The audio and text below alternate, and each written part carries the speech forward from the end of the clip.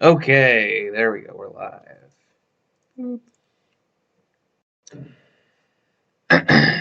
Give these guys the link. Almost there. There it is. Oh, I fucked up the thumbnail. Can I still change it? What'd you do? You see this little thing at the top there? No. It's the, well, Yeah. when you do this, Yeah. it's the little, yeah. Can I still change that? Get the link out there first. Alright, okay, fine. Okay.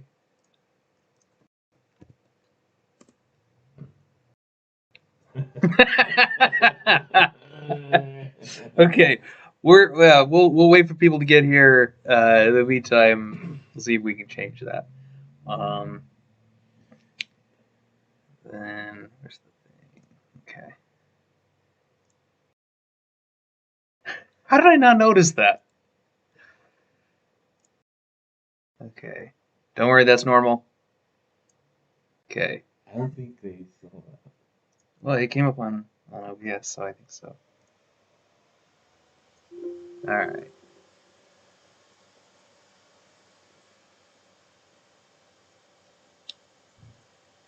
Let's see. Can I still? Yeah, I think I can still edit from here. Okay. Change. Save. Okay. Looks normal. No, Probably won't. change there. I probably won't update right away, or maybe not here at all. I have no fucking idea. I don't know how any of this works.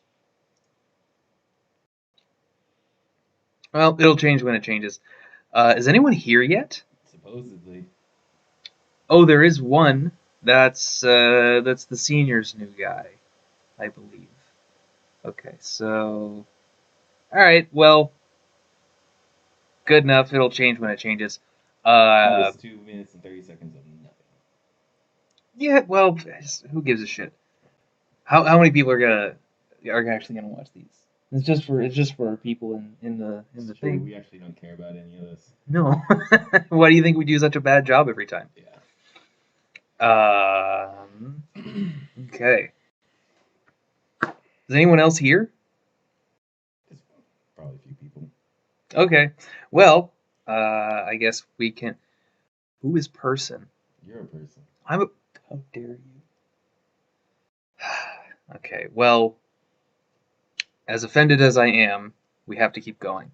So, shall we start, or do you want to drag it out for another 3 minutes? No, let's just start. Okay. Week 8. This was a really weird week. Yeah. For a lot of reasons. Yeah. But like honestly, there's gonna be weird weeks in any type of league. Yeah. You know. I'm actually kind of surprised that stuff has been going as straightforward. Like we haven't had as many upsets throughout. Yeah. The league as we normally have seen. You know. Yep. So, I mean, we were due one of these. Are we? The Okay, no, we're good. I was tripping about the microphone. Okay, but yeah, it's I hadn't really thought about that. I guess you're right. It did kind of take a long time for things to get a little weird, but I mean, not everything was weird, but definitely some things, that's for sure. The first game was not so weird. It was more just well, it was surprising for kind of well, we watched this one live. You want to take this one? Potatoes and Porygons? I mean, it was weird. What are you talking about? There was 3 blind hypnosis, 2 dark pulse flinches from Persian. Ian, okay, I'll remember that. Yes, but yes. Well, that was weird. I was more just talking about the results. I mean, I think this is what we expected. Yeah, I mean, the result was more or less what we expected, but the game itself was pretty crazy. I mean, it was pretty interesting just in general because I felt that the Potatoes were like in control of the game the whole time, but at the same time, you wouldn't know it. You wouldn't know it. Like just stuff kept going against them. Like, oh, another blind hypnosis from Persian. 3-turn sleep. Oh, they woke up on the second turn, but they flinched from the Dark Pulse. Like, it was just, and you're like, oh man, it's just, you see all this bad stuff happening, and then you look at the score and you're like, oh, they're up 5-4. Oh, they're up 5-3. Yeah. And it's like, oh, okay, yeah. So, great job by the Potatoes in general, just by being able to kind of still pull out the win, even though all that stuff was going bad for them. I think we talked about this. I mean, the Persian with Dark Pulse. It was just weird. I'm sure. Look, there is a reason for everything. I would assume that it's because they felt that the Dark Pulse maybe had a better chance to hit Metagross for super effective damage. We were wondering foul play. Yeah, we were wondering foul play with Black Glasses probably would just do the most amount. Yeah, if you're gonna put but they got 2 flinches from it. I mean, like, I don't know if that's what they were thinking about doing, but they got 2 flinches with it. So that's not a reason to run it over foul play, especially because weakness policy Metagross is such a big thing. Yeah, so you would be able to have a consistent way to put good damage down on it no matter what, especially when you add Black Glasses to it. Yeah, and I'm pretty sure I think. They've used AV Metagross before too, so that makes Dark Pulse even worse. Yeah, it was a very weird choice, and it was like the Potatoes were just able to take an early lead with a couple of KOs on their max turns early on.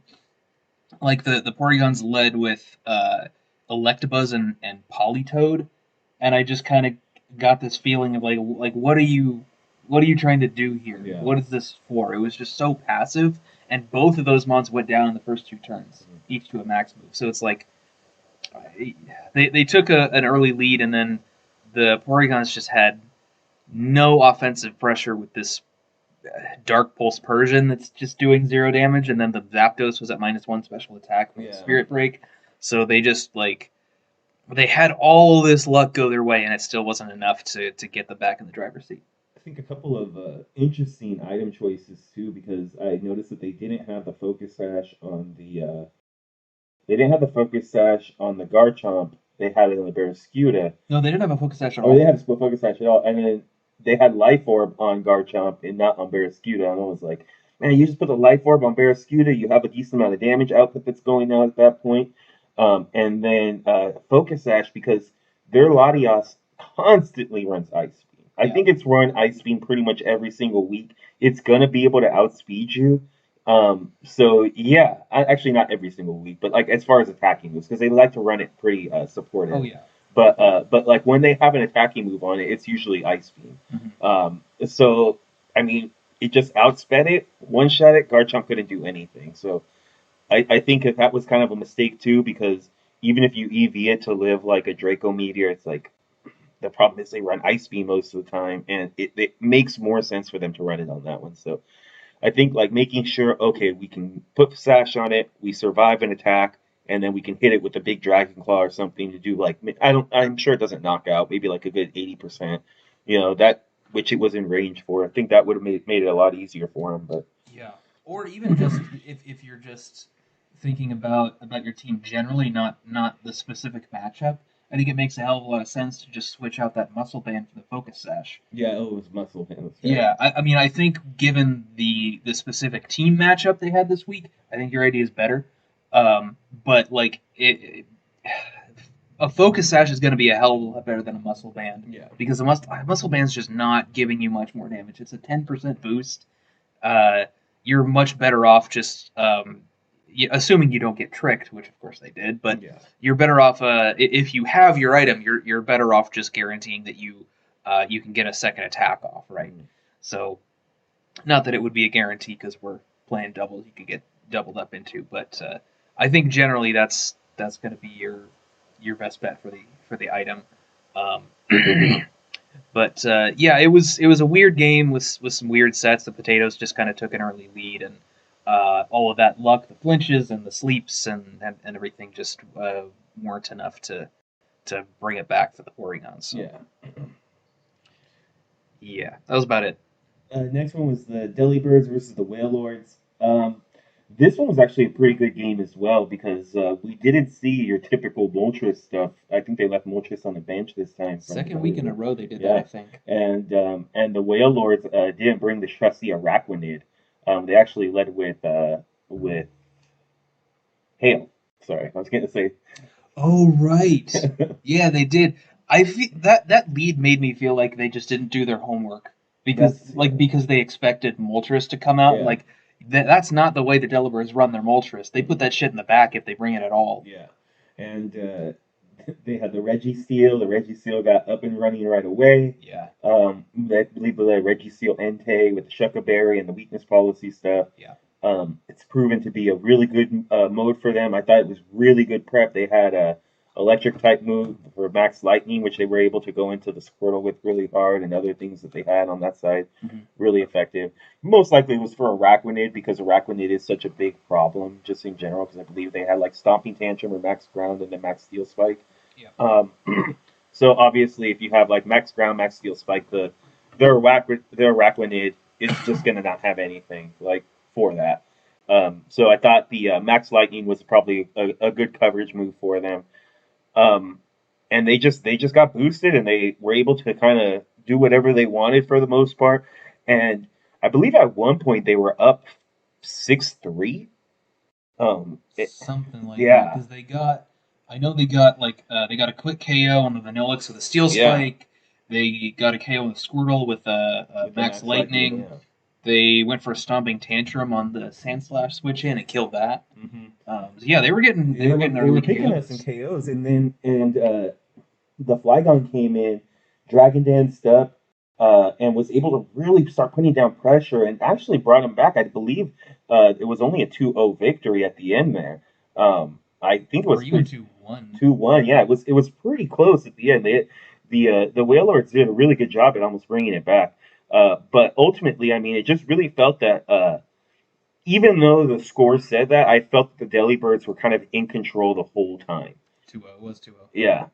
I feel that they were making the sacrifices when they wanted to. They were like, okay, yeah, we'll let that die. It's cool. We can let this other mode come in, and then we can kind of take care of it from there.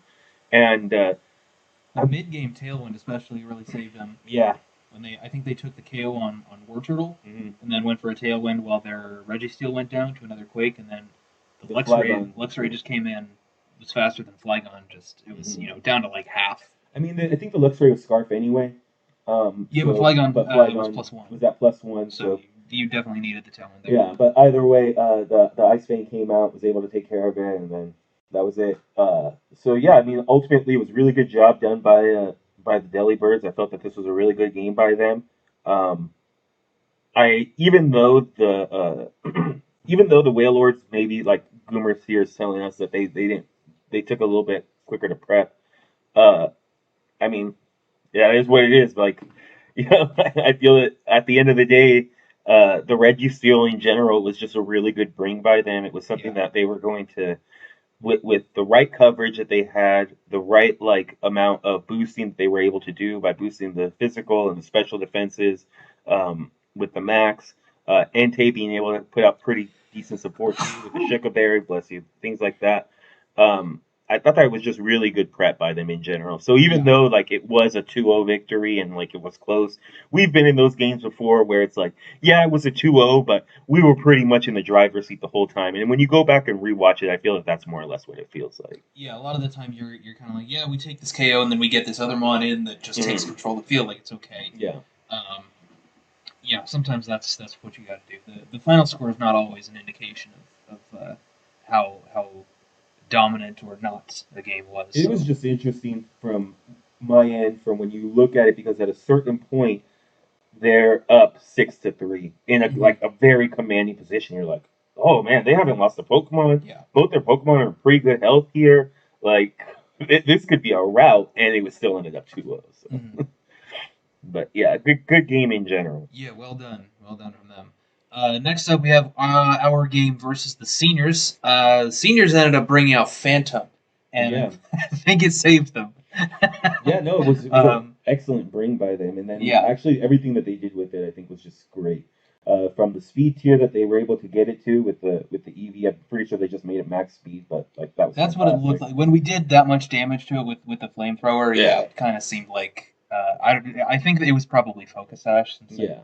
I assume since the Clefairy wasn't, so that would make sense to me. But yeah, we were. It felt like they just called exactly what we wanted to do and just stopped the trick room stuff from the very beginning. Yeah. Because I think they knew that our trick room mode just demolished them if we were allowed to do what we wanted to do. So they just stopped that from happening. I kind of wondered if they were doing that when I saw the Phantom in Team Preview, because you don't normally see an E tier in Team Preview unless they're gonna bring it, right? Well, we basically called it in Team Preview. I remember even saying like, "Oh, they brought Phantom. They're gonna try to imprison trick room stuff." Yeah, and the lead we had just couldn't really do anything about that. Especially considering that they were able to run it fast. That's why our move was to go for the Sing, because we figured they were gonna be able to. Maybe they were a little bit slower than us, and we just outspeed them before they get the imprison off, and then just sing it and put it to sleep, and we get the trick room up. Right. But ultimately, we missed the Sing anyway. It wouldn't have really mattered because they still got the imprison off. But we missed the Sing, and that kind of put us in a little bit of a tough position. But they protected the next turn for the Porygon Z because they went for a nasty plot, wanted to wait for the max to go back into their slot. And we were able to actually transform into the Porygon Z at +2 with Clefable out on the field. But the probably would have started a little bit of a steamroll for us because we did outspeed it. We were able to redirect with Clefable, but we actually went first. We won the speed tie. Did we? Yeah, I believe we did. Okay, I don't remember that part actually. But but the problem was we missed. We missed the Hyper Beam, the +2 Hyper Beam. They did switch in the Clefable, so it would have been a little bit tough. We haven't done the calc because ultimately, did you? Yeah, it kills. Oh, does it? Even through Friend Guard? Yeah. Okay. Yeah, so, I mean, if we pick up the Porygon Z kill right there, we continue to redirect stuff away even through the recharge. We can max it and then just go through and continue to sweep the team. That didn't work. At that point, we were pretty much completely on our back foot. And we were still able to make it fairly close, even at the end of that. Yeah, but they also played really, really well beyond that, like in the mid game, especially. Yeah. Yeah. So they did a good job, like especially predicting whether or not we were going to switch in Marowak, because they called that we weren't going to switch it in when they Thunderbolted the Slowbro, and then the next turn they knew like we just had a safe, helping hand Air Slash into the Keldeo, so we could kill that. Yeah. The Pasho Berry on Golurk was really good prep too, which makes sense. We had 2 water types. Yeah. I think they had a lot of good prep, and it's funny because like if you're really gonna come down to it, they probably, as far as the prep that they put in, did much more than us. That as far as like we prepped for the matchup. But like they really went through and made sure that anything that they were going to lose to us, they were going to cover their bases. What they didn't expect was the transform, right? Which was kind of one of the things that is a little bit of an ace in the hole that kind of can continuously throw opponents off. That Mew has. I mean, Mew just has such a big toolbox of moves that there's a lot of things that we can throw on there. But that one thing actually would have turned the game. Right. Being able to transform into it, knock out their own Pokemon, and then basically get rid of all their offense while our redirector was still out on the field, relatively healthy. That was gonna be tough for them to overcome. Yeah, well, it's just a great way to. You originally had Rindo, but switched to Pasho last minute. Yeah, I think Pasho. Pasho was definitely the play. Yeah, especially because your Rindo, I assume, was for Zarude, but you don't know whether still get hit clicking with dark the dark or move. grass either way. So, I mean, if you're like, we didn't end up bringing Zarude, but depending on the item, like we might actually just kill with like a Life Orb Darkest Lariat anyway. So we wouldn't want to risk like a Power Whip miss. So I think it makes sense to just scrap the protection from Zarude and go with Pasho. It ended up helping you mainly because Keldeo has no other way to hit it. That too, right? Exactly. So, but yeah, Transform is just like if you're using a more support oriented Mew, which sometimes we do that. Sometimes it's more offensive. It's obviously able to do a lot of different things. But if you're using something that's more support oriented, the transform is just a great way to make that slot useful offensively, or defensively in a way that it's not being used already. You could just transform into whatever you want. There's 3 modes in the field, so. Yeah, it's a good move. We've used it a couple times in our history, since we have a lot of history using Mew in this league. It's not often when we actually get to click it. This is the first time we've actually used it this season. It's never season, yeah. But yeah, it's a fun move, and it almost saved it. 9 out of 10 times it saved us. I mean, but what can you do? Look, we respect the seniors. We respected them for a while. We've always talked about that. Even before we've done this power rankings video, we've always kind of liked the way that they've shaped their teams, the way that they've played. So they did really good prep on us. Yeah, I honestly can't be mad about it. Yeah, it's a miss, but we talked about this post game. A lot of times, what happens is teams will have their foot on the throat of their opponent, but they fail to just complete it, and then they allow their opponent to get back into it a little bit, and the next thing they know, it's over. And they continue to put the pressure down on us with the Will-O-Wisp stuff, doubling into Pokemon that they knew were going to be crucial, like the Slowbro, kind of making sure that they were constantly in good position. They were able to take advantage of the fact that we slipped up, and were able to put their foot on our throats, and they just boom kept it there. And ultimately, we kind of had nothing to answer for it. So even though it was tough to kind of see a potential, what we were talking about, like a 6-0 the other way, I don't know if it would have been a 6-0, but I know that's what Zach said in chat afterward. But I'm sure he was exaggerating. I would not be surprised if we won after hitting that hyper beam, but maybe like a 4-0. Yeah, but just when it doesn't. The point is that it would have changed the way the game went. So it was a good game to play. It was interesting. They're a good team, so no love lost between us. It happens when it happens. We also hit 2 stings and got a 3-turn sleep the week before. Yeah. Things balance themselves out. Usually. Exactly. So, the Porygons are going to be trying to be hitting some hypnosises when they really matter next, in a couple of weeks, and those aren't going to be landing like they were this week, So it's just one of those things. Yeah. All right. So good. Speaking of teams that might have had their foot on the throat of their opponent and let off a little bit. I'm so sad about this one. This is exactly what happened. Go ahead, man. Take care of this. You know what? I'll get into it a little bit more on the second slide. You want to take the lead on this one? Ultimately, what we had here, I thought was really good prep by the Drillers in general. It seemed like the first couple of turns just went exactly how they wanted. The Raiders came out. We're not expecting a hard trick room mode coming out from the Drillers, and the Drillers just went straight for it. Just set the trick room up right away. They had the eject button on, I believe it was the Blastoise. Oh, yeah. We're able to get the Duraludon in for free. With the max slot there, everything went according to plan. They get the Bulldoze off, activate the weakness policy, and they start taking KOs. But ultimately what happened was by the time Trick Room ended, they hadn't fully taken care of the Inteleon slot. And because of that, when they were able to finally knock out the Thievul on the other side, the Colossal came in, it was able to get set up, and there was pretty much nothing that they could do about it at that point.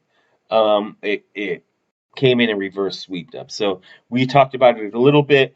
I agree with you, the fact that I think that ultimately the Inteleon was the proper way to go. It was one of the only things on that side remaining. It was already at that KO, and they just didn't pick it up.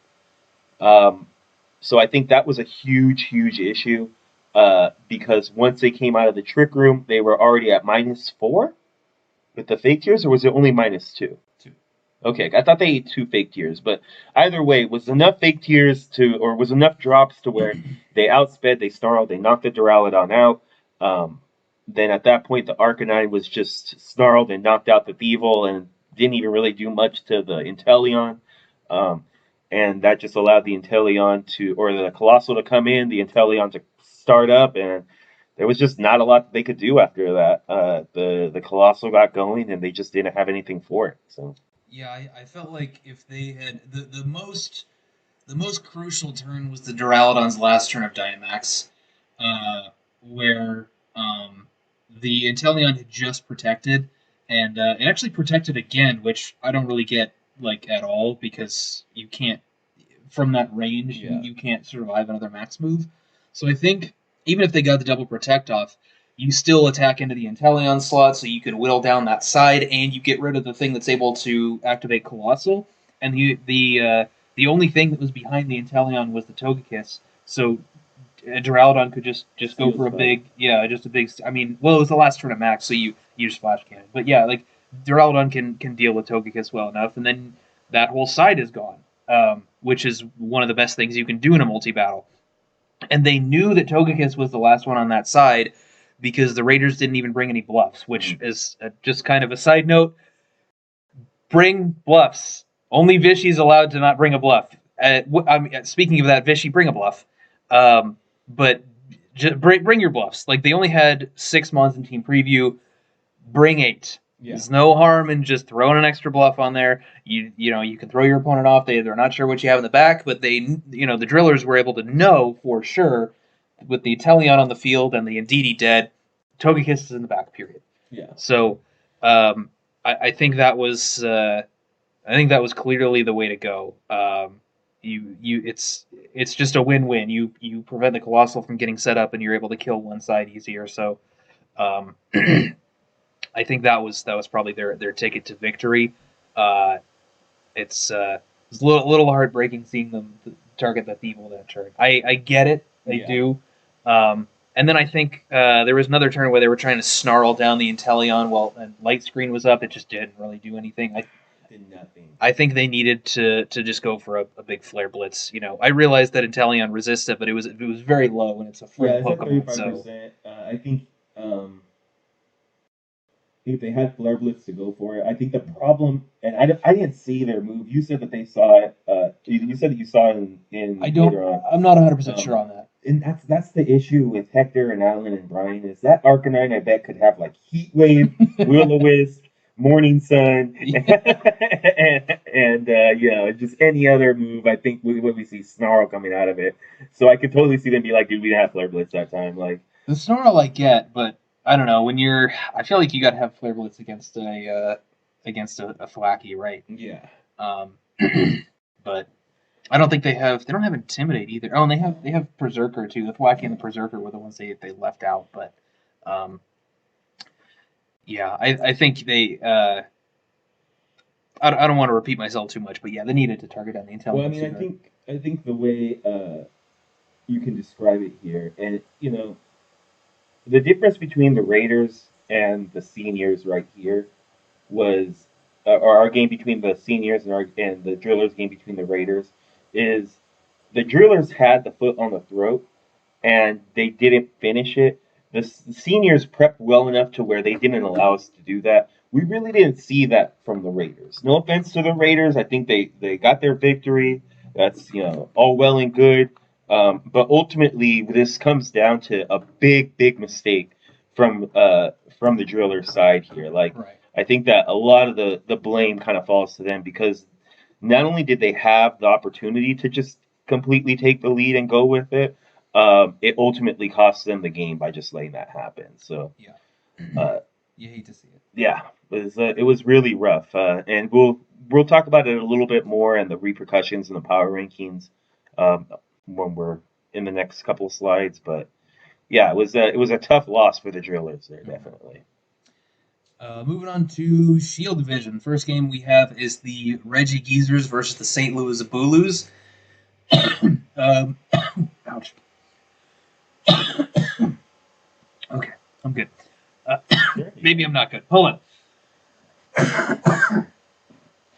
Okay, Bulus taking a really good win here. I like what they did with this one. The Lycanroc put in a ridiculous amount of work. That was really fun to see. The whole trick into Excel Rock thing was really well done, I thought. Mm-hmm. Even if they only got rid of the Mr. Mime, I think kind of getting rid of the redirector, they never really brought it back in to, I mean, they did, but like never, like it wasn't a hard switch in. It was like, oh, both of our Pokemon are gone, and we kind of need to bring this back in. But yeah, I thought ultimately it was a really, really good play by them just in general. And yeah, the Lycanroc did a decent amount of work. I mean, the quick guard stuff. We saw a quick guard in the very beginning, but it apparently went over the Geezer's head the second time because they very confidently went for a fake out. Right. I watched their side. They just they just totally forgot about it. So it was a good call from them. It was safe. But yeah, I agree. Getting the Mr. Mime out was really what allowed them to start fucking with that Cling Clang. Yeah, exactly. Because they wouldn't be able to paralyze it and hit it with close combats while the Mr. Mime was sitting there. So and the close combat did. I don't know if like I'm underestimating Lycanroc's damage or overestimating Cling Clang's bulk, but that did a lot of damage. It's a little bit of both. Yeah, they did get a crit on the second close combat, but it didn't matter exactly because I mean we basically saw it did to Dynamax Cling Clang like 40%. So I mean that translates to what, like close to 80-90% on regular form. Well, they did the calc with. I think Dave posted the calc with the exact bulk they had in the Cling Clang with +2 defense. It did over half, and the Cling Clang was in the yellow. Yeah. So that was done. But yeah, I think they did a really good job of kind of managing their Dynamax. I wouldn't say they stalled it out exactly. Yeah. I agree. And they were also the Bulus seemed to feel a little bit bad that they got a paralysis on the last turn of Cling Clang's Dynamax. I don't think that's something you should really feel bad about. No. It's like you click Thunder Wave, you got one full para. Like that's kind of what's supposed to happen. That's partially what you click Thunder Wave for. So I don't think you should feel bad about that. If it was like you Thunder Wave and then like 2 out of 3 of their max turns they're fully paralyzed, like yeah, okay, that's a little more questionable. But like you got one full para, like I think that's fair.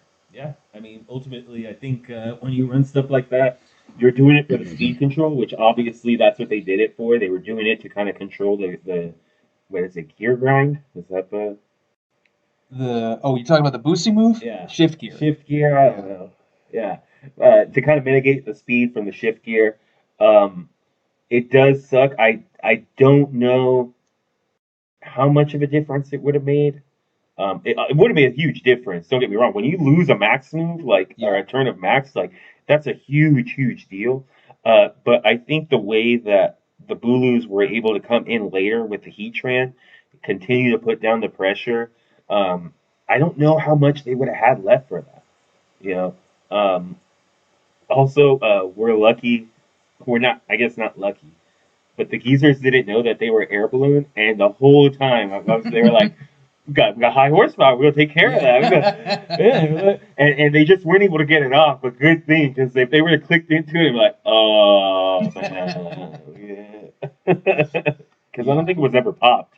No, I don't think so. Yeah. But they did a good job with the just kind of managing the Geezers max in the beginning, and then they got a lot out of their own max later on in the late game. So smart of them to immediately go for the sunsetting move while Volcanion was out on the field, because the way that it was able to mitigate the damage coming out from the steam eruptions was just really, really well done. So yeah, and the only fire move Volcanion had was Heat Wave, so it's like you can do shit damage in Sun with your water attacks, or you can give me a Flash Fire boost. Yeah. Choose, bitch.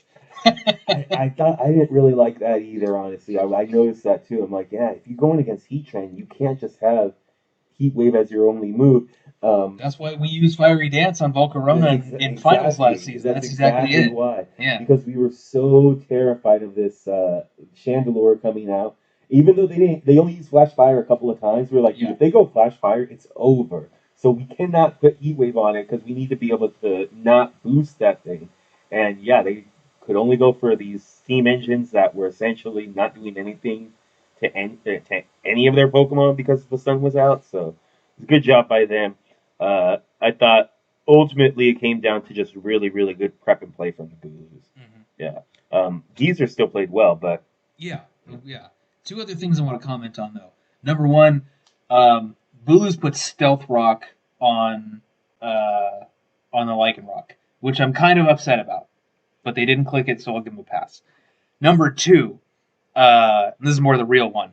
This is not something that I picked up on really after the Geezers transaction last time, but because they have one of these teams with those two kind of useless slots down at the bottom, typically what you want to do is bring 6 of your 8 usable mons and then bluff the other 2.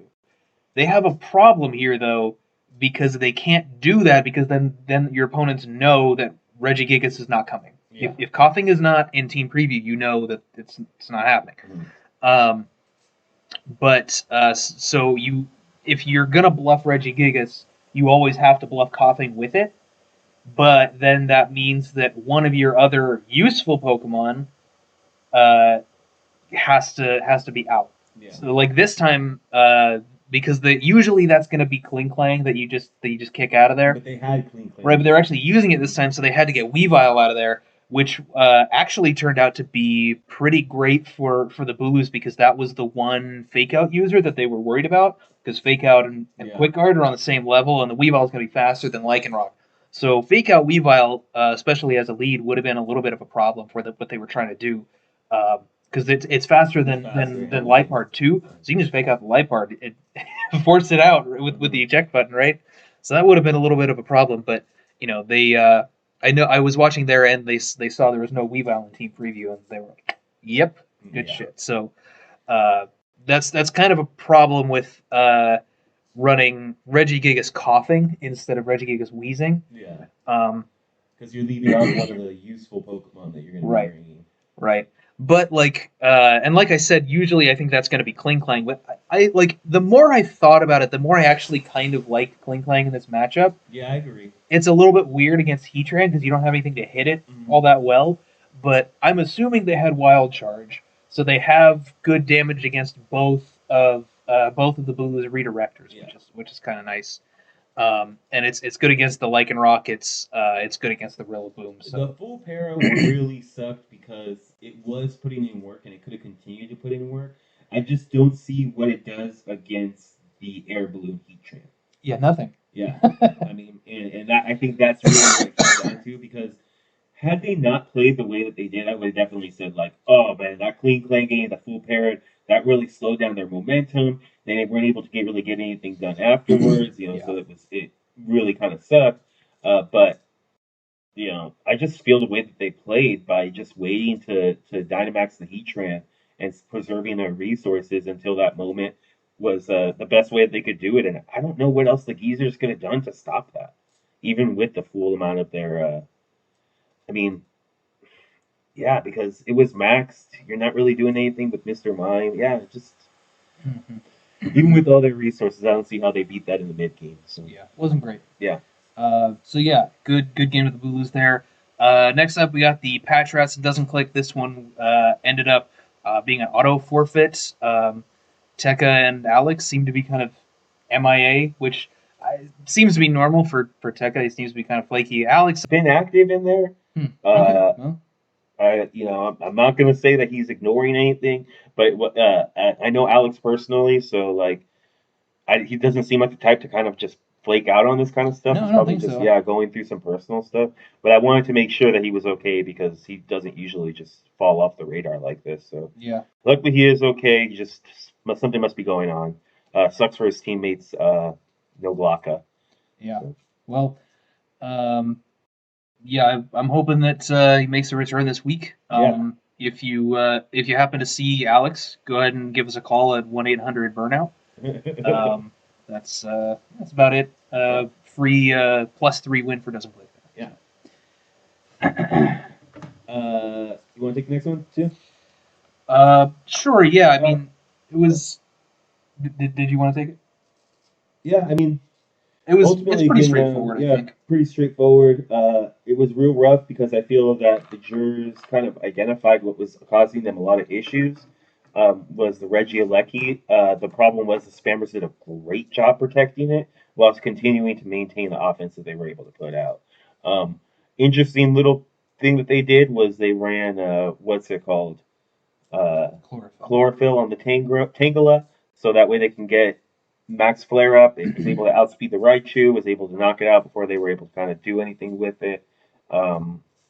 So I thought that was a pretty cool thing. I don't know how much it mattered though, because they weren't really running weakness policy this time. I think they were anticipating weakness policy, but I believe they were running Life Orb Victini. Yeah. So the Victini was able to do a decent amount of stuff, but it was a tough matchup in general because I think the spammers just kind of had all sorts of tools to handle a lot of the things that the jurors wanted to do.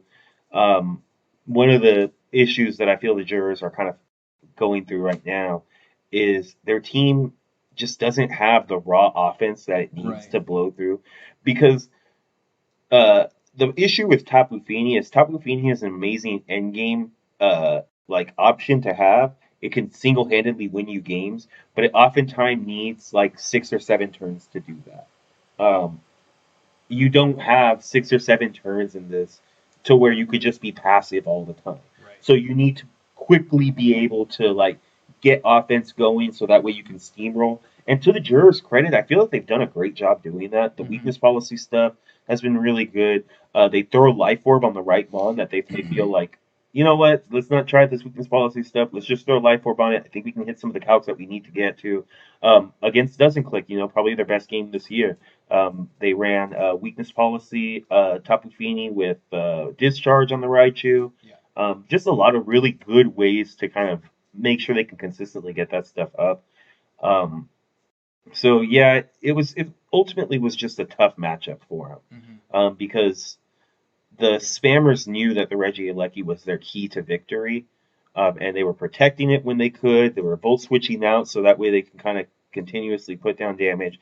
And then the second that they were like, all right, all the checks are done, now we could just go for the Electro Web and blowing stuff up with Cinderace, and there's really nothing anybody can do to stop that. So. Yeah, I think the only thing I really would have wanted to see from the jurors would have been targeting differently. Yeah. I know that they were concerned about Cinderace and they wanted to go in a lot of Cinderace leads. They just wanted to target down the Cinderace, which is it gets a little awkward when there's a mon you want that helping hand, even a helping hand max flare, even though the Cinderace is still fire type. Yeah, it would have done a lot of damage to it. Yeah, I think that might have helped. They seem to for a good few turns. They seem to just be leaving the Cinderace alone. Yeah, that was kind of the big thing too. Is I feel that they may have gone a little bit too hard at the Regieleki because there was twice, I believe, where the Cinderace was dark. It was dark type. So a Sun boosted max flare into it would have done neutral damage to it. Don't know if it would have KO'd, but it would have done a lot. If problem is Victini's attack is base 100, so it's kind of tough to. Yeah, but it was 150 base power max move. So I think if the Cinderace wasn't too bulky, it's taken some Life Orb chip, I think it would have done it. In the sun, I think it would have done it. Absolutely. So yeah, pretty straightforward game there. They just snowballed real hard with that max Cinderace lead. And the last one, Team Pussy versus the Platinum Pixies. Fuck, this one was also kind of heartbreaking.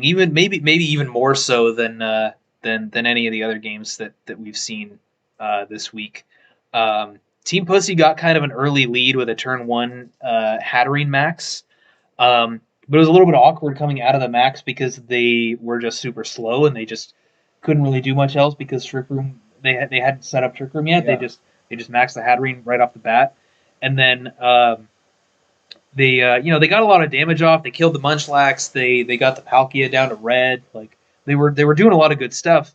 But then the Mudsdale stuff just came in next to the Klefki with the Self Swagger and Own Tempo. And +6. I don't think they got that high, but I think they got to 4 because they missed a couple swaggers, I believe.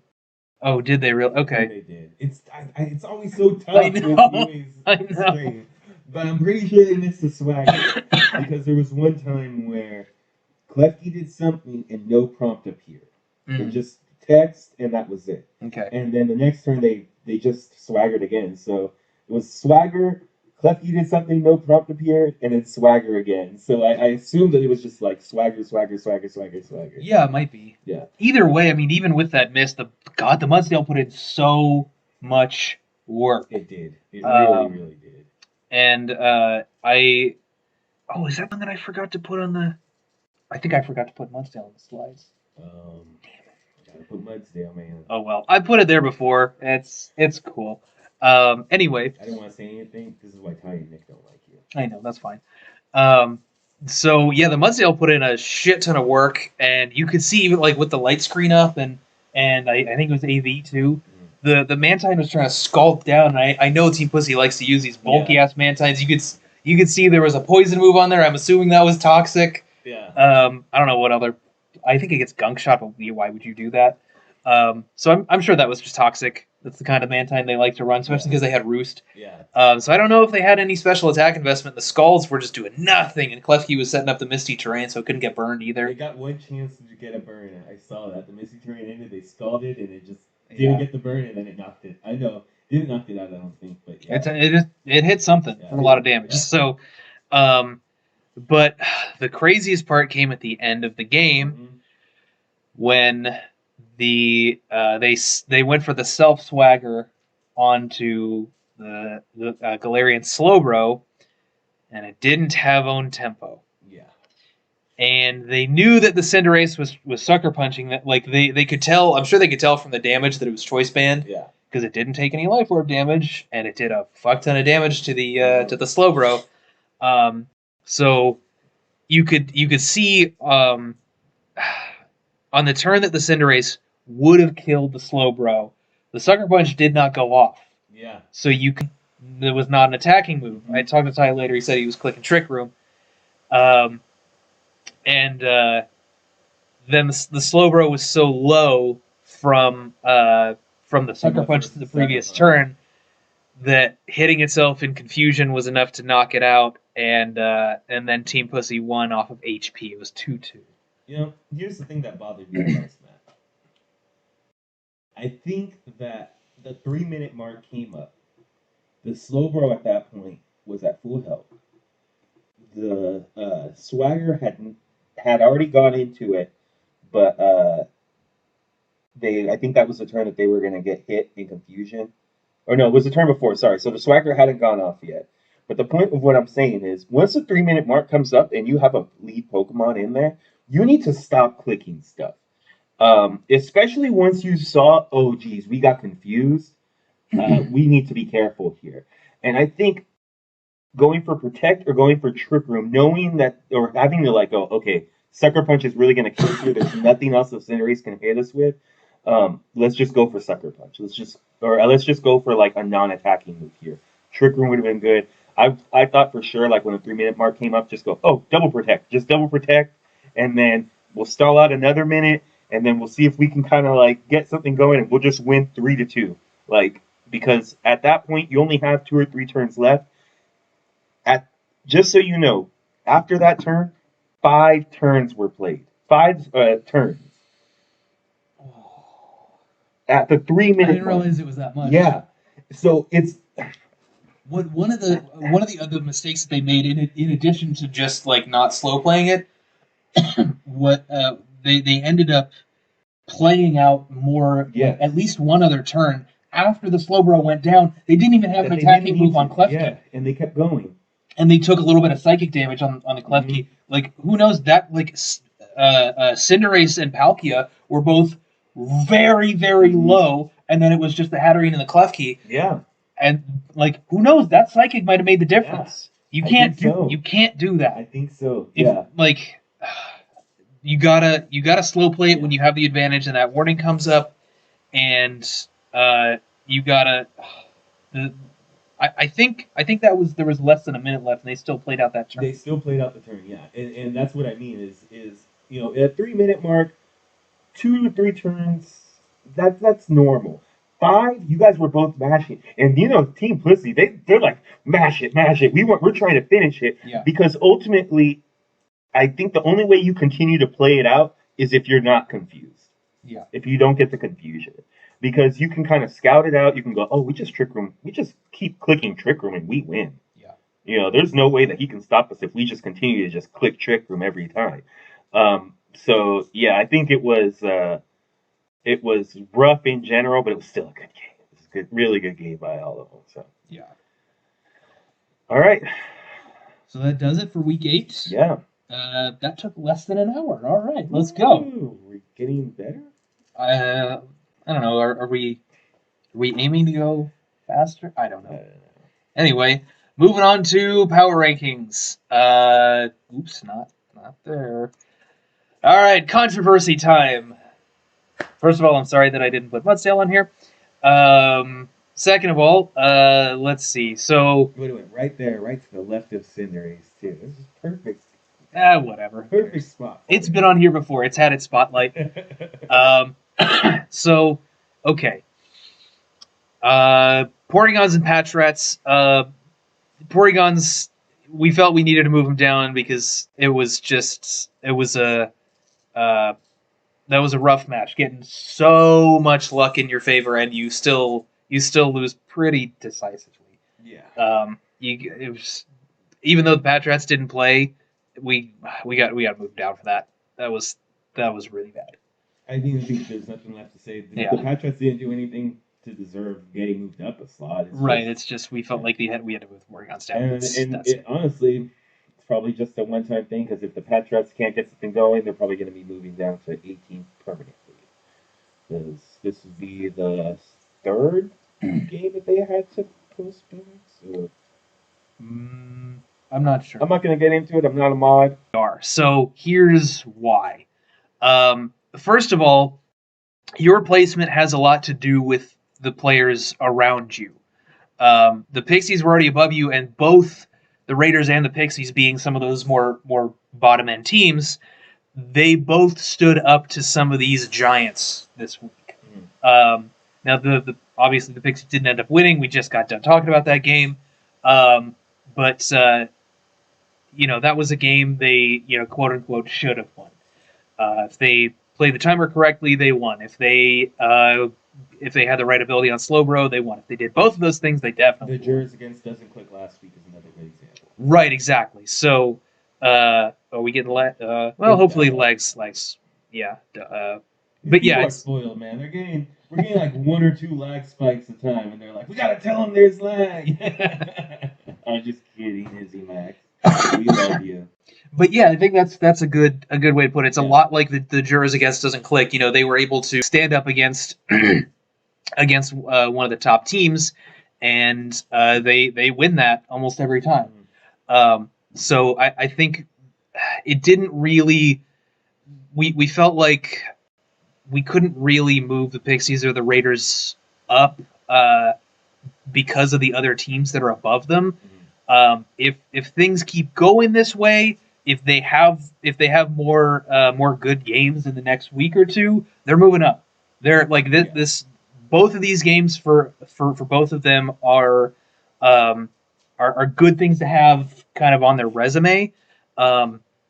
So it's not like they're at a solid 15 or 16.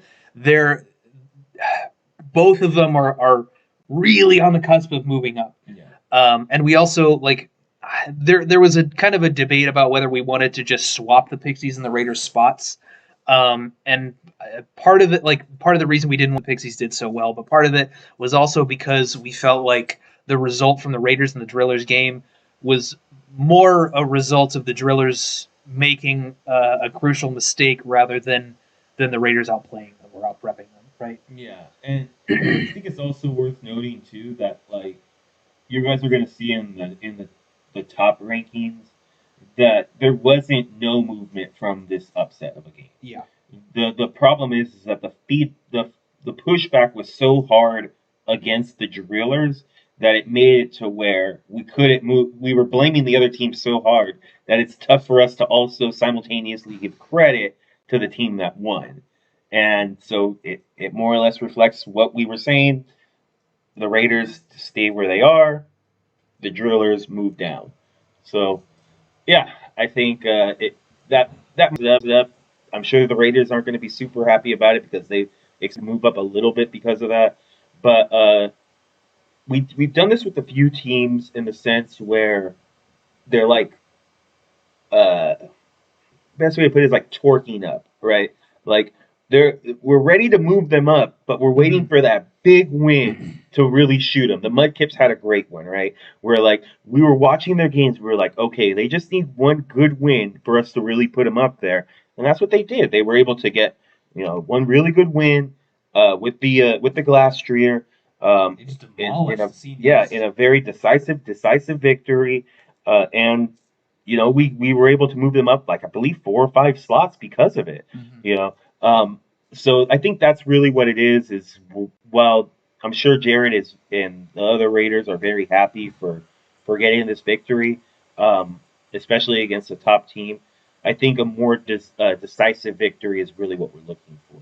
You also I also want to reiterate, a lot of this has to do with the teams around you on the rankings. Like, if the Raiders get another good win, they're most likely moving up, but it's going to be tough to move them up too much if, like, the Jurors and the Pixies also get really good wins in the upcoming week, right?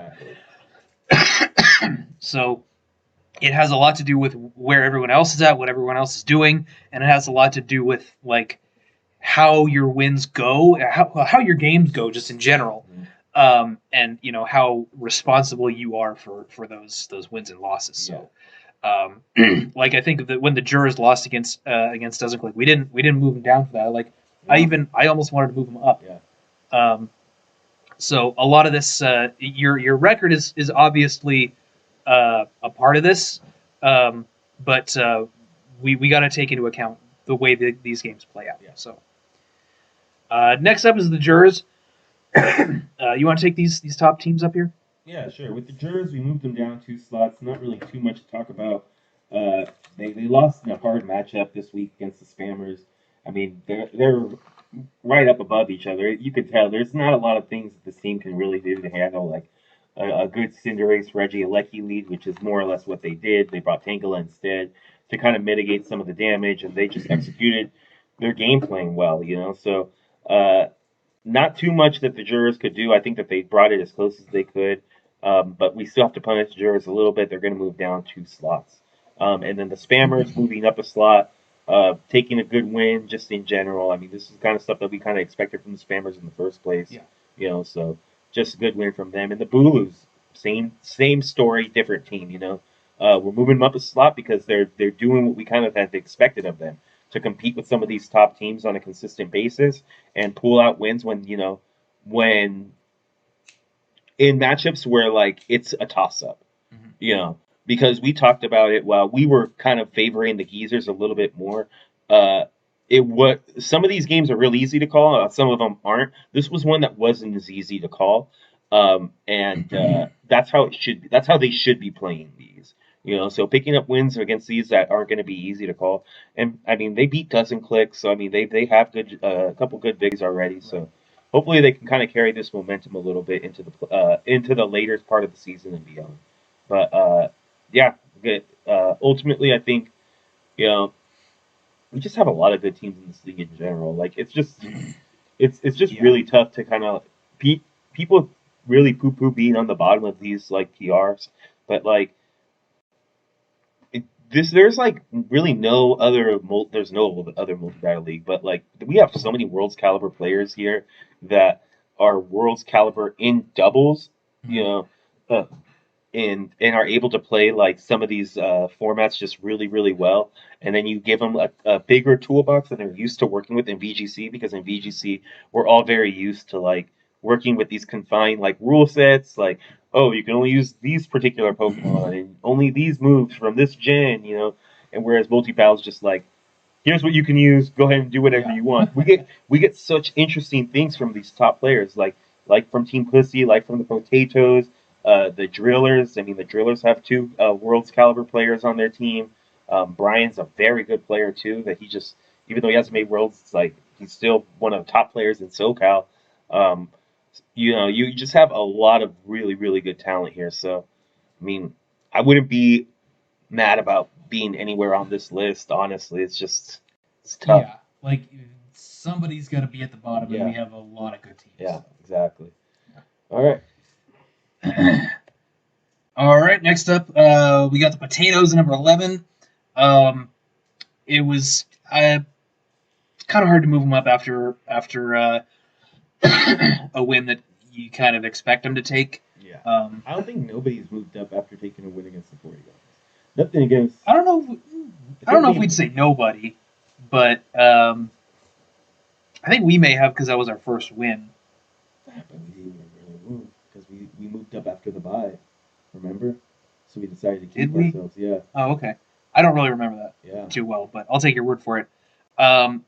So part of it is we didn't want to move them up because it's kind of a win that we're expecting them to take, and part of it is because moving them up would mean probably moving the Mudkips down, and we didn't feel strongly enough about moving the Potatoes up to be able to do that since the Mudkips had a loss that's it's not a loss that's where they're deserving of moving down a whole lot anyway, especially this late in the season. So moving down one spot. Again, seniors took a good win. They had good prep, good play. They did well moving up one slot. And then kind of the same deal with us and the Wailords. We both took a loss moving down one slot. So anything more to say there? No, I mean, I think that's more or less. The Geezers are on a little bit of a losing streak. The Wailords are on a little bit of a losing streak. Mm-hmm. But we've seen the highs that these teams can get to. Keeping them in the top 10, I think, is important.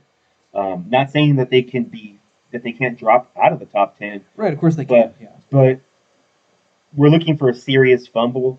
The Geezers losing 4 in a row, that's a serious fumble. You know, the Wailords losing 3 in a row, you know, that can be a serious fumble. I don't think even if they lost 3 in a row, I think they probably would still be in the top 10. Mm-hmm. We're at the point now where, like, if teams are picking up wins or losses, they're not moving up or down quite as dramatically because things are a little bit more solidified. We have our records for a majority of the season so far. It's not like these teams can jump up and down a lot. It's a lot of it for the last few weeks. It's gonna be like this, moving up one or down one. Sometimes like 2 slots, but you know, usually it's just the one.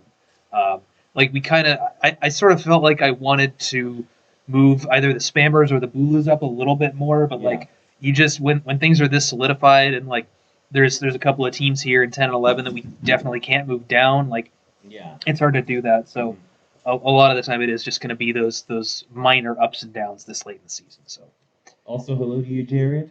Welcome. It's okay that you're late. We only cried a little bit. I cried a lot. Well, you know, I had to hold it in. Somebody has to. Somebody has to be the Rock.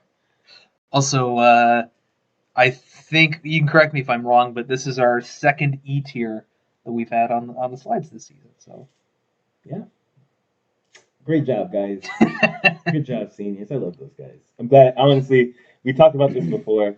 If we were going to lose to any team, seniors are good. Yeah, I'm not the way they prepped. Yeah, it's fine. Yeah.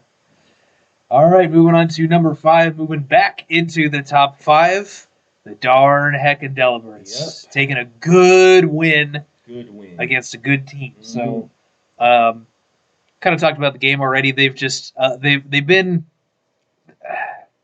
they're a much better team than we gave them credit for in the beginning. Absolutely. That's for sure.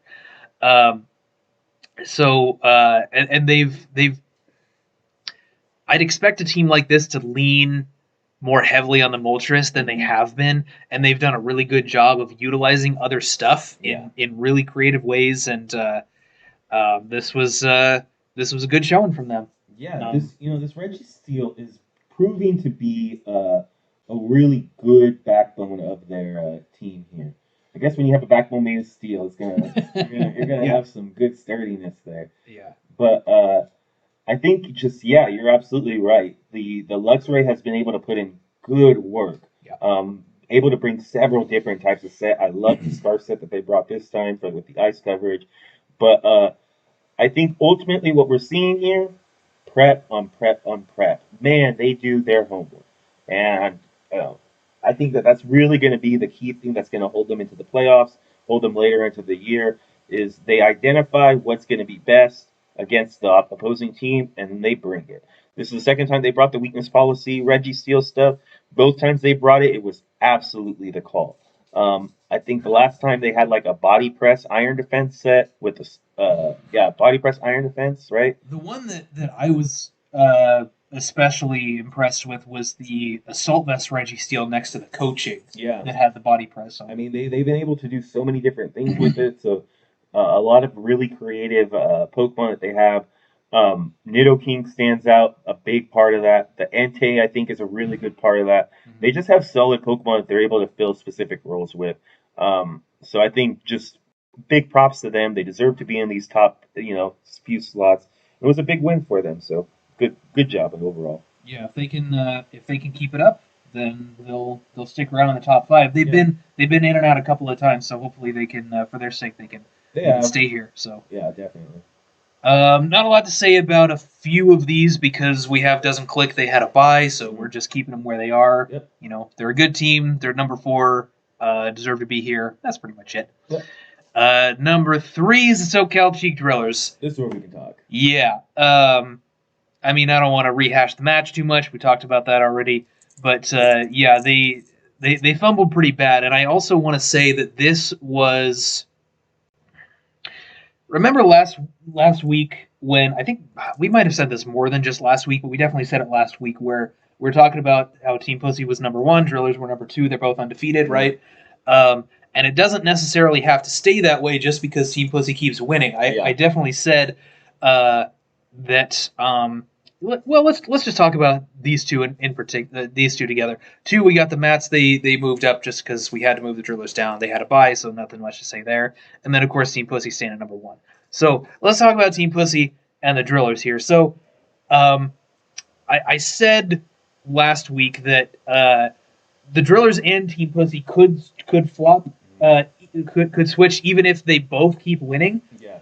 All it takes is a good game from the Drillers while Team Pussy falters a little bit. Yeah. This was the week where Team Pussy faltered. Even though they took the W, they faltered. If the Drillers took a good win, they'd be number 1 right now. They were halfway on their way to a good win. Yeah.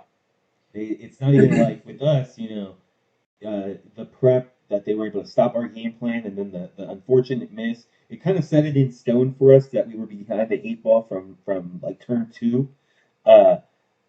They were, in the lead of the game pretty much up until like turn 4, 5, or no, I mean, maybe even 6, 7. I mean, it wasn't until the Colossal came out and started doing damage. We identified that the turning point was at turn 5, or at turn 4, but they still were able to get a lot of momentum continuing on from that point. Their momentum didn't stop until the Colossal came out, and yeah, I mean, it was just it was rough. I think kind of talking about why we didn't move the Raiders up. Just so you know, Jared, we didn't move you guys up. The reason why is because the Mats are moving ahead of them after a bye, which is very weird. In the top 5, especially in the top 5, yeah. In the top 5, so it's essentially like them moving down 2 or 3 places because we punished them that hard. So because we punished them that hard, we can't really go, we're punishing the Raiders or the Drillers so bad that the Raiders also deserve a bump up. And yeah, this was the week for them. You're absolutely right. They just completely, messed it up and dropped the ball. Now, here's what I will say. They, I think, may have needed this. What do you mean? Hector, I've talked to Hector and Brian, and they think that maybe we're getting a little bit too confident going into this, that they kind of felt, we're doing really well. Now this kind of kicks them back into gear. Similar to when we lost to Team Pussy in the final week. It was like, oh, we're human. We saw a little bit of our own blood. Yeah. Let's be very careful. And look what happened. Our prep going into those 3 playoff games was like very, very, very strong. So I think this could be like an awakening point for them because I talked to Hector and Allan. They said, dude, that one fucked us up. Yeah, well, I bet it did. He's like, that one fucked us up. He said, I'm not even gonna lie to you about it. we really fucked up about it. So now maybe they come back harder. They're getting punished for it this week, but there's still 3 weeks left. Maybe this gets them on their heads straight and they go into the playoffs strong, you know. So ultimately, yeah, it was a little bit of a mistake, but they got a strong team, man. And then their transactions have consistently made their team a notch better every single time. Yeah. So ultimately it's, you know, I don't know what really to say about it other than we're going to punish them a little bit for kind of dropping the ball. They literally almost went from being the number one in the power rankings to dropping down a spot from a team that has bye. So yeah, I think that pretty much covers it. And then, you know, got the Mets moving up just because we had to, and then Team Pussy, who's really only here because the Jurors lost. So continuing their dominance. Yeah, I mean they still got their win. They're still undefeated. But after that last game, I'm wondering if that might have the same effects on Team Pussy. They kind of realized like we you know it's kind of like they accidentally stepped into the street and the car just like whizzed by them right in front of their face, and they realized like, oh shit, I almost died. Yeah, I gotta be more careful. Like, yeah, yeah, exactly. Which, you know, I mean, I don't think they need a loss. I think you're right. Maybe that was just enough because they're championship caliber players, obviously. Right. So, you know, they probably don't need such a wake up call. Also, Goomer, which team are we talking about? Which team loses next week, the Drillers or the Raiders? I'll answer both. The Drillers lose next week. Depending on how Doesn't Click does, I think really is going to decide it because I believe Doesn't Click plays the Pixies. Yes. Yeah, we'll see. And then the Raiders, if they lose next week, I don't know if we even move them at all. No, probably not. Yeah. Drillers, yeah, the Drillers lose again. It's a lot of this depends on like we were talking about when we were on the 12 through 18 page. A lot of it has to do with how the teams around you do. Yeah. If the top teams continue to win and the Drillers don't, then yeah, Drillers are moving down at least a spot. Yeah. They could potentially move down to 5 or 6. Just depends on how everybody else around them does. Teams below them that would need to do well. So like, yeah, I don't know if entirely the what's the best way to put it? I don't know if like the Patriots or the Porygons can do anything to move past the Raiders at this point. They would have to do a lot. They would have to win out and win big. Yeah. So, just something kind of think about a little. Yeah. All right. So these are going to be your Week 8 power rankings. We got the Porygons down at number 18, Patriots at 17, Rainbow Raiders at 16, on the cusp of moving up. Same with the Pixies at 15. Really itching to move up. Jurors taking a tough loss, moving down to number 14. Ally Switch Spammers and Bulus taking good wins, moving up 1 each. Potatoes and Mudkips staying where they are. Potatoes got a good win against the Porygons. Mudkips had a bye. Regigeezers taking a loss, moving down. Seniors taking a good win, moving up. Us, Burnouts, and the Wailords each taking a loss, moving down. Delibirds moving back into the top 5. Let's see if they can stay there. Doesn't Click had a bye. They're staying at number 4. Drillers moving down 1 after that tough loss against the Raiders. Matt's moving up after a bye. I guess Doesn't Click, they got a forfeit win. Matt's moving up after a bye just because we had to move the Drillers down. And then Team Pussy had a slightly more precarious number 1 spot. Yeah. Still there, though. So yes. Can't say much. As far as me sounding like I'm talking through water, we're already a minute. An hour 15. Actually, that's not that bad there. All right, we're going into. Yeah. Well, we're almost done. So try this.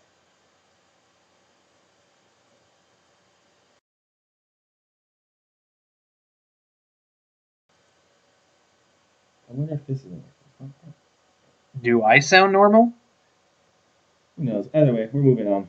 Okay. Well, you guys can let us know. I mean, they already are letting us know. Well, I mean, now that you press the buttons and.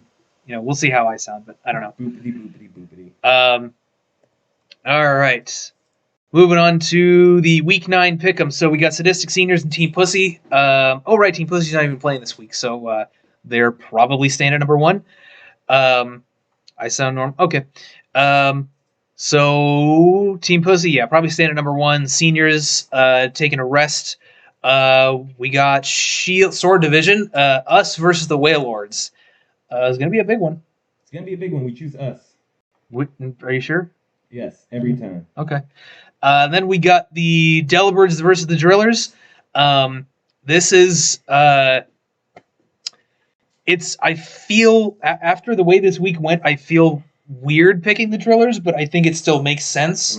Because like you said, I think this might be the thing that kicks them back into gear after getting a little bit complacent from just winning all their games. And I think if they go back to the hard hitting team that we know they are, they can totally pull this one out. So, but if the Delibirds win, I'm not going to be surprised. They've both been doing well. It's also a big game, right? Both these top two games up here are going to be big. So, next we're moving down to the Mudkips and Porygons. This one's pretty straightforward.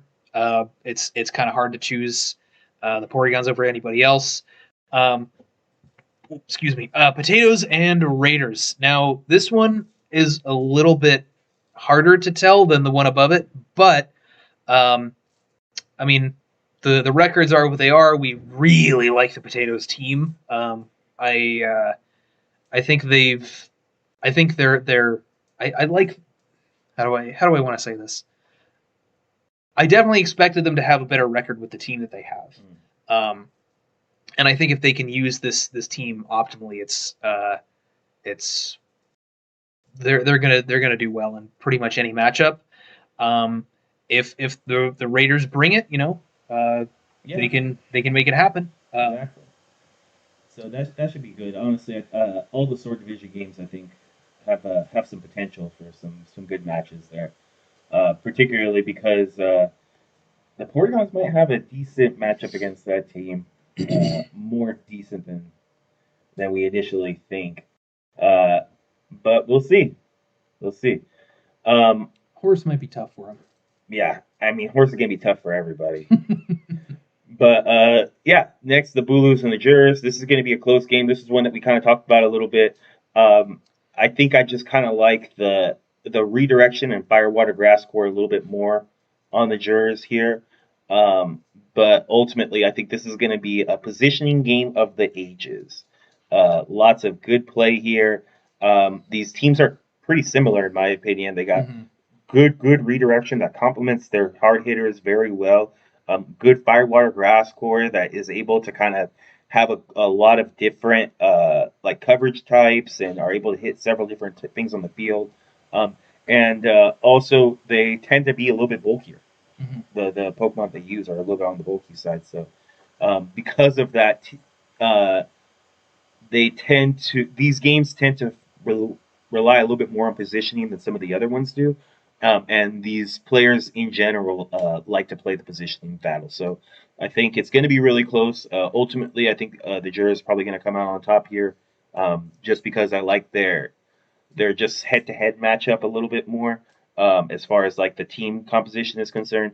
But the Bulus have been playing really well. The Jurors have been on a little bit of a slide. I think that's worth taking into consideration, even though if the Jurors have, should have won against Doesn't Click, it's still a little bit of a slide, and the Bulus have taken a decent couple games. So yeah, I'm really torn on this one. I think the check mark is really just next to the Jurors because I couldn't really decide, and so we just sort of defaulted to your position. So, I noticed. I mean, the Jurors took a hard loss. It's not I wouldn't exactly call it a winning or a losing streak because the last game they played before the Spammers was Doesn't Click, which was a great performance by them. But the Bulus are they're going up. They're taking some wins. So. And there are, I don't want to get into too much detail, but there are certain elements of the Bulus that I like more in terms of the team matchup just on paper. So it's really hard to decide. This was one of because we have these three teams kind of in the bottom of Shield Division who we know are really, really good, and they had very rough beginnings. that being the Spammers and the Bulus and the Jurors. This is the last matchup between those three teams that we have to see. Now, of course, we didn't see the Spammers and the Bulus because that one ended up in a forfeit win. Yeah. We saw the Spammers and the Jurors already, so now it's time to see the Bulus and the Jurors here. Yep. So I'm very interested to see how this one plays out. Definitely. Next, Doesn't Click versus the Pixies. Pixies have been playing pretty well. I like the composition that they have now. Doesn't Click is Doesn't Click though. They not only is their team good, the two players are good. They've been playing very well. So we just feel it's pretty straightforward. Just pick Doesn't Click here over the Pixies. I also I do kind of want to mention that because the Pixies did so well against Team Pussy, there is potential for them here. The thing is that I think Doesn't Click tends to...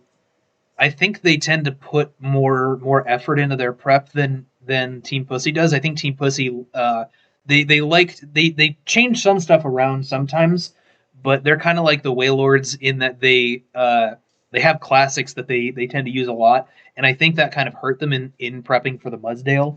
The Pixies could pull it out with that kind of stuff again, but because Doesn't Click is more of a prep-oriented team, I think they're going to be more ready for this stuff that really allows the Pixies to pull it out.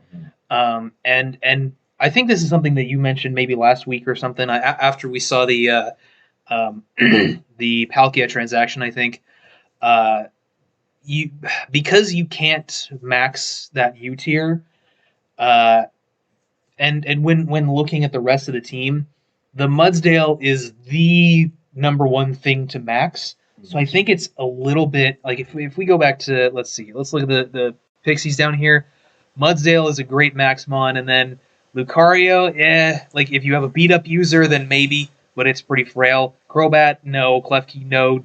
Ditto, if you get lucky. Slowbro and Beware, maybe, but probably not. Pyukumuku, obviously, no. And then Munchlax, maybe, but it's hard to get it set up enough to max it. So Mudsdale is the clearest max option there, and I think if they're if they've got something special in mind to deal with the self-swagger Mudsdale stuff, I think there's a very good chance they could have an easier time against the Pixies than Team Pussy did, even if the Pixies are on their game just as much. Yeah. Next, we have Regigeezers versus the Mats. Honestly, this is another tough one, but I think we got to give it to the Mats. Tough. We got to give it to the Mats, I think. I like the Geezers team here. Remember that we have seen Wide Guard from them, and then Wide Guard has messed them up before. Yep. So I think having a combination of Follow Me plus Wide Guard and a couple other things that they have, like the Volcanion and the Rillaboom and things like that, I could see it working. I could see them doing some decent damage there, especially because one of the issues that a lot of teams have is just that the Mats just get Psychic turning up, and there's not really a lot that you can do. They have a Rillaboom on the team, so it's going to help them a little bit more. But ultimately, the Mats, they've been playing so well, and the Geezers have been on the downturn.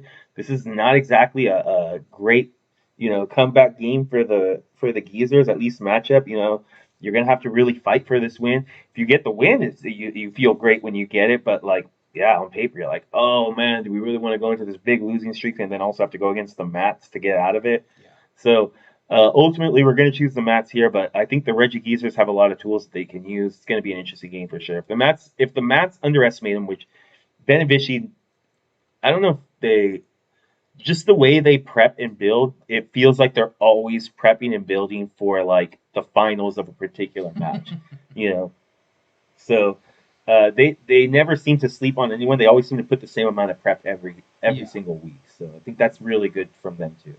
And then the Spammers versus the Patrats. The Spammers are on their way up, and the Patrats have had trouble getting started. They got the win against the Jurors, but they really haven't been able to make anything else out, even after they had a good win against the Mats. And we don't even know if they're going to be able to play this one. So I think that's worth saying. Yeah, I think that should cover any final thoughts for this week. No, we're getting down to the last couple weeks. For those who are new, it can be a little bit of a grind. We know that. Continue to play your games through. Continue to prep really hard all the way through. Just get through the finish line, even if you're mathematically out of playoffs. Play spoiler.